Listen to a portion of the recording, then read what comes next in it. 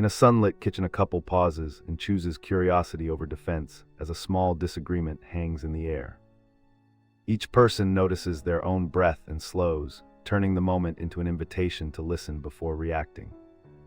A single nod and a gentle question shift the conversation from blame to understanding, revealing what truly matters to both. The scene follows their eyes meeting, the room quieting and space opening for shared vulnerability to heal the distance. By choosing care over certainty, they rewrite a difficult exchange into a new bond.